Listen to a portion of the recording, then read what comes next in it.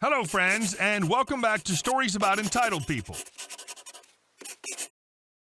Let's start our video with a story in which our OP had to deal with people who tried to get a discount on a product because they know the owner.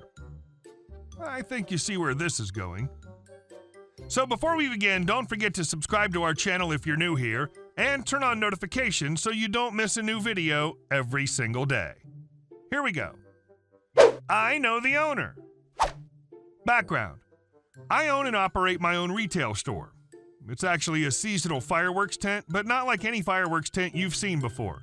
It's 2,400 square feet of fireworks heaven. Story. I think because of the type of business I have, a fireworks tent in a parking lot, that people who come to shop just assume that they can wheel and deal to get a better price. They're right. I own the place. I set the prices, and I get to make the rules. We always try to throw in something extra for our customers. Where I'm from, in Louisiana, it's known as a lagniappe, which means a little something extra. It's kind of like a baker's dozen, 13 instead of 12. If you come in with a great attitude, pick out your stuff, and are friendly to my staff, I'm going to make sure you leave happy. I love the customers that come in and try to get a deal by telling us that they know the owner. You wouldn't believe how often this happens. My standard response when someone tells me this is, them. I'm supposed to get a discount. I know the owner. Me. Great. If you can just have him give me a call, we can go ahead and give you the standard 50% discount. If we're slow, my other favorite scenario is to tell them that we'll check the comp list to see if they're supposed to get their stuff for free. I'll then periodically yell out and randomly ask each employee if they've seen the comp list, while obviously making no attempt to look myself. Most of my employees are in on the joke and will just say no or claim they saw some other employee looking at it. The credit for the best response goes to my good friend Steven, who kindly takes a few days off from his real job to help me out when I'm really busy. When he's helping, I think of him as another manager. I trust his judgment, and if he wants to give a discount or step in and take care of an issue, more power to him. Steven had been helping out a problem shopper, and the guy had really worn him out. I'd been helping out other people, but I'd seen Steven going round and round with this guy. Typical entitled angry shopper, EAS. Steven is showing him around and explaining what everything does. Meanwhile, the guy is basically berating Steven the entire time. He doesn't like the stuff we have, our prices are too expensive, he can get a better deal down the road. It goes on and on. The guy finally gets up to the counter to check out, and Steven goes off to help someone else.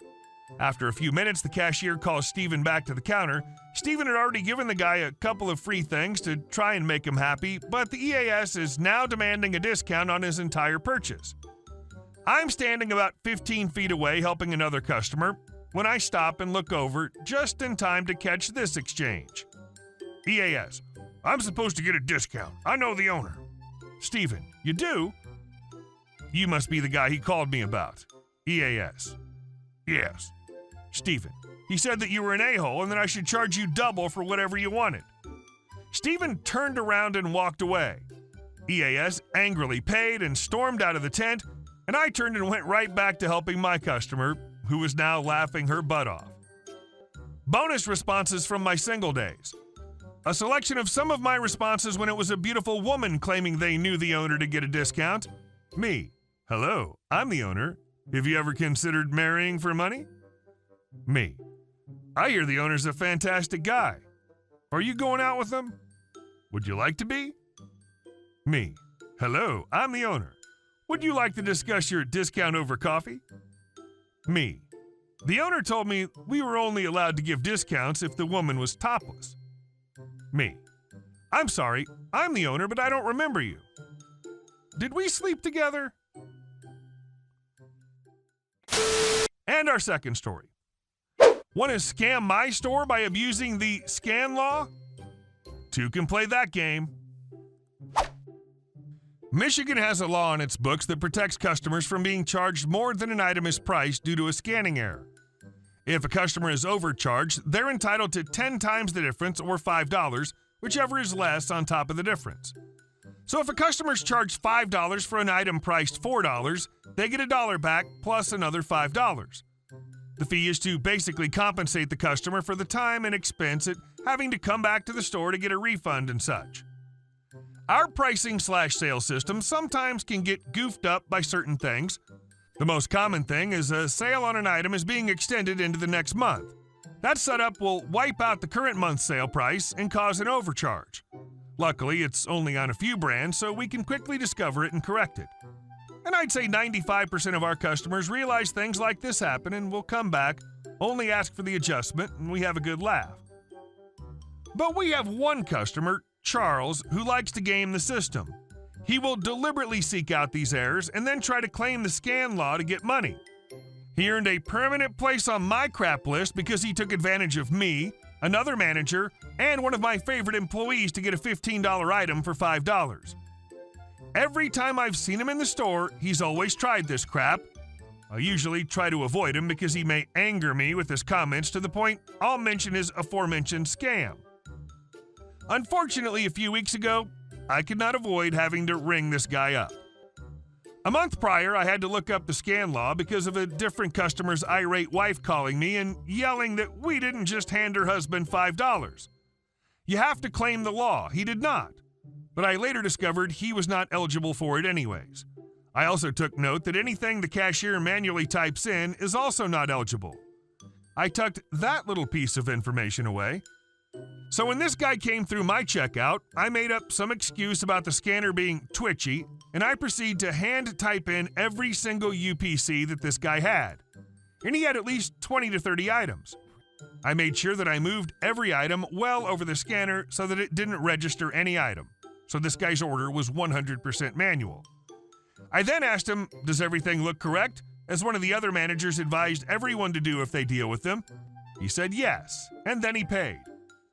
He was at the service desk not even a minute later talking to one of the senior managers.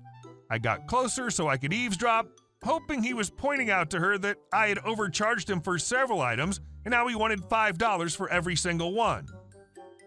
I was sad to find out he was actually referring to another receipt. After he left, I told the senior manager what I'd done and how I really wanted to chime in and tell him, well, unfortunately, you're not entitled to anything but the difference, seeing as no scanning was involved.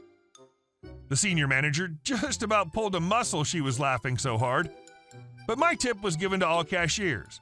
I've only seen him in the store once since then. I hope to see him a lot less. And our last story.